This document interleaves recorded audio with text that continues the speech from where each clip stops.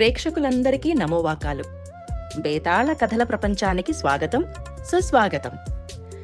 ఇక అట్టే ఆలస్యం చేయకుండా 7వ కథలోకి వెళ్ళిపోదామా? అనగా అనగా ఒక ఊరిలో సత్వశీలుడు అనే ఒక యువకుడుండేవాడు. రాజసభలో ఉద్యోగం చేయాలన్నది అతని కల. కానీ ఎంత ప్రయత్నించినా అతనికి అవకాశం దొరకలేదు. ఇలా తన ప్రయత్నంలో తాను ఉన్నాడు. ఒకనాడు సత్వశీలుడు అడవిలో ప్రయాణిస్తూ ఉండగా అతని జీవితాన్ని పూర్తిగా మార్చేసే ఒక సంఘటన జరిగింది. అడవిలో అలసిపోయి దాహంతో బాధపడుతూ ఉన్న ఒక రాజును సత్వశీలుడు చూశాడు. ఆ రాజు చాలా నిరుత్సాహంగా కనిపించాడు. వెంటనే సత్వశీలుడు తన దగ్గర ఉన్న నీళ్లు, ఉసిరికాయలను రాజుకి అందించాడు. అతని మనసులో ఎలాంటి స్వార్థం లేదు, కేవలం సాటి మనిషికి సహాయం చేయాలనే ఆలోచన తప్ప. రాజు ఆ చిన్న సహాయాన్ని ఎంతో విలువగా భావించాడు.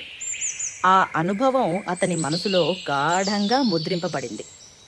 తరువాత అతను సత్వశీలుణ్ణి తన రాజసభలో ఉద్యోగం ఇచ్చి తనకు దగ్గరగా ఉంచుకున్నాడు.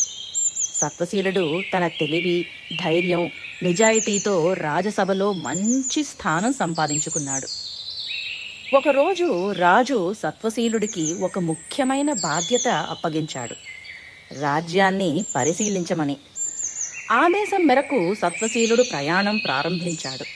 రాజ్యం అంతా తిరిగి తిరిగి తిరిగి చివరకు సముద్రం ఒడ్డు వరకు చేరాడు. అక్కడ అతనికి నీటిలో ఏదో మెరుస్తున్నట్టుగా అనిపించి ధైర్యంగా సముద్రంలోకి దూకాడు. కాస్త దూరం ఈదుకుంటూ వెళ్ళగా ఒక రహస్య దారి వెంట అతనికి ఆ సముద్ర గర్భంలో ఒక అద్భుతమైన రాజ్యం కనపడింది. ఆ రాజ్యంలోకి వెళ్ళి రాణి గారిని కలుసుకున్నాడు. ఆ రాజ్యంలో వారు అతన్ని చాలా గౌరవంగా ఆహ్వానించి అతిథి సత్కారాలు చేశారు. ఇలా సత్వశీలుడు ఆ రాజ్యంలో తెలియకుండానే కొంతకాలం గడిపాడు. ఇంతలో సత్వశీలుణ్ణి వెతకటానికి రాజు తన సేవకులను పంపాడు. అతని జాడ తెలియక ఆ సేవకులు ఆందోళన చెందారు. రాజుగారి ఆజ్ఞ మేరకు కొంతకాలం వేచి చూసిన తరువాత వారు రాజ్యానికి తిరిగి వెళ్ళిపోయారు.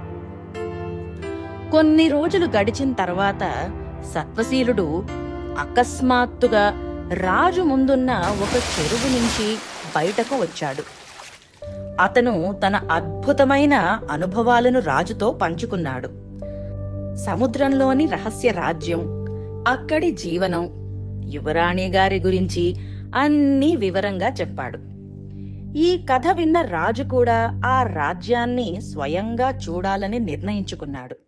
వెంటనే సత్వశీలుడితో కలిసి సముద్రంలోకి వెళ్ళాడు. రాజు రాక చూసిన జలగర్భ రాజ్యం సైనికులు అతనిపై దాడి చేశారు. రాజు ఇంకా సత్వశీలుడు వీరోచకంగా పోరాడి ఆ రాజ్యాన్ని స్వాధీనం చేసుకున్నారు. సత్వశీలుడి ధైర్యానికి, నిజాయితీకి గుర్తింపుగా రాజు ఒక ముఖ్యమైన నిర్ణయం తీసుకున్నాడు. అతనికి ఆ జలగర్భ రాజ్యపు యువరాణితో వివాహం జరిపించాడు. ఇక నీ ప్రశ్నకు వేళ అయ్యింది రాజా. ఇంతకీ ఈ కథలో ఎవరు ఎక్కువ ధైర్యవంతుడు, సత్వశీలుడా లేక రాజా? నీ తెలివి ఉపయోగించి చెప్పు రాజా. సమాధానం తెలిసి చెప్పకపోతే సరే బేతాళ, విను. సత్వశీలుడు సముద్రంలోకి దూకేటప్పుడు అతనికి ఎక్కడ ఏముందో తెలీదు.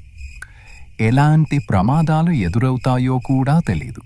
అయినా అతను భయపడకుండా ముందుకు వెళ్ళాడు.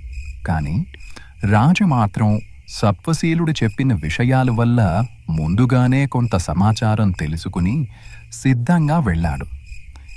తెలియని పరిస్థితుల్లో కూడా వెనకడుగు వేయకుండా ముందుకు వెళ్ళిన సత్వశీలుడు నిజమైన ధైర్యవంతుడు. భళా రాజా భళా. నీ యుక్తికి నా అభినందనలు. కానీ నువ్వు నోరు విప్పి సమాధానం చెప్పినందుకు బేతాళుడు మాయమైపోయాడు. చూశారు కదా, సత్వశీలుడు మనస్ఫూర్తిగా చేసిన సహాయం అతని రాజసభలో ఉద్యోగ కల తీరేలా చేసింది. అలాగే మనం చేసే సహాయం ఏ రూపంలో మనల్ని ఆదుకుంటుందో తెలీదు. నిష్కల్మషంగా సహాయం చేద్దాం. మళ్ళీ 8వ కథలో కలుద్దాం. అంతవరకు సెలవు. వెళ్లే ముందు లైక్, షేర్ అండ్ సబ్స్క్రైబ్ చేయడం మర్చిపోకండి.